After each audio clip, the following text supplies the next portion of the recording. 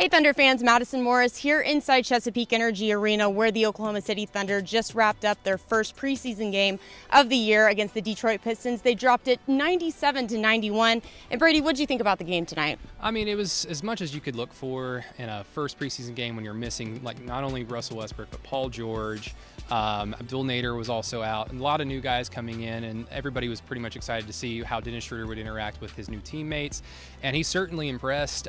6 assists, 2 Steven Adams finished with 9 assists overall, and Billy Donovan even said it in the postgame. He thought the first half was played really, really well, pretty much at the tempo that he's been preaching all offseason, all preseason.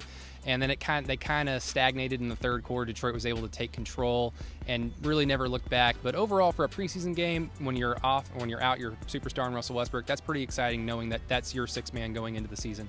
No, yeah, definitely. We had the chance to hear from Billy Donovan, Alex Abrinas, and Raymond Felton post-game, so let's take you over see what they had to say. I thought in the first half we really did a good job on both ends of the floor. I didn't think we closed the second quarter great, but I thought we had really, really good pace and tempo, good ball movement, and I thought we defended pretty well. I thought to start the third quarter, we had a hard time, I think, sustaining the identity that we like to try to sustain in terms of playing faster. And it takes effort to be able to do that. And we, I thought, in the second half got more stagnant. We didn't move and cut as hard. I do think this time of year we got to continue to work, on our stamina and continuing to grow in conditioning. But we've got to be able to sustain, the way we want to play for the full 48 minutes. So I think with that being said, there's a lot we can build off of, as it relates to tonight in a lot of different areas. So I think for the first game, there were some really good takeaways, but there's also a lot we can improve upon. Alex, you got out there after missing some time and were able to look like you were able to catch a little bit of a rhythm, knock down a couple shots. How'd you feel out there? Pretty good.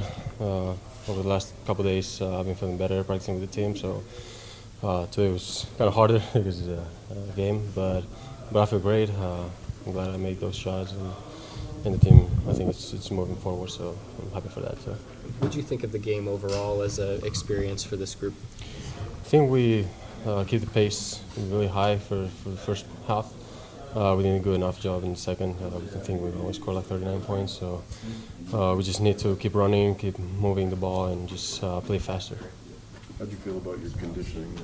I know you haven't had a lot of contact so far in preseason. Pretty good. I mean, I had the first couple of days and the last couple of days, and conditioning has never been a problem. Even I was not practicing with the team, I was always doing some cardio on the gym or on the side. So that was not a problem today. How long do you think it's going to take teams to adjust to the new way they're calling fouls? It seemed like there was a lot of that. A lot. I think it's just hard, this grab thing everybody does, and now they're calling every foul, so I think it'll take, I don't know, it depends on the player, but I guess around a month or so to get used to it. Is that tough for you in particular? Because the first few years of your career, you really worked hard on getting better at defense. Does it make it tougher on you that you have to make that kind of change and be a little bit more aware of that? You got to get used to it. Rules change, and you can do nothing about it. So you just got to find a way to defend those actions, and we're finding every day on the practice. So we'll be fine. I guess that first half seemed to really be the tempo that you guys want to play with. What was working so well offensively for you guys during that stretch? I think we just played with pace, I think everybody was running after the rebound or makes. We pushed the pace, pushed the ball up the floor, and did a great job moving the ball as well. It seems like you're so patient once you get inside the lane, which is probably hard to do. What's your mindset when you're in there probing the defense, trying to figure out an angle? I mean, just try to read the pick and roll, do the best for the team, try to get open shots or open layups, open dunks. And I think the chemistry with me and Steven, was pretty good tonight, but we can even take it to the next level.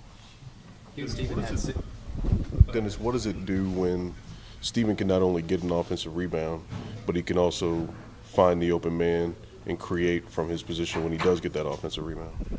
I mean, he is unselfish, completely unselfish. He's doing the the dirty things, I say.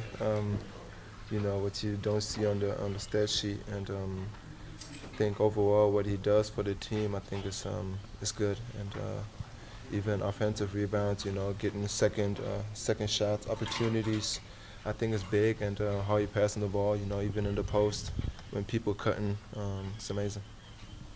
As you step back from the game, and you're you know, 14-year veteran, I think so, and just see it. Was it a good game for you guys? Did you accomplish a lot? Was it not what you wanted? No question. I mean, any game where you can learn from, you know, whether it's good or bad, it's always a good game. And the positive thing, it doesn't count. So, you know, we can look at this game and learn from it, look at the good things, look at the bad, and, you know, continue to work.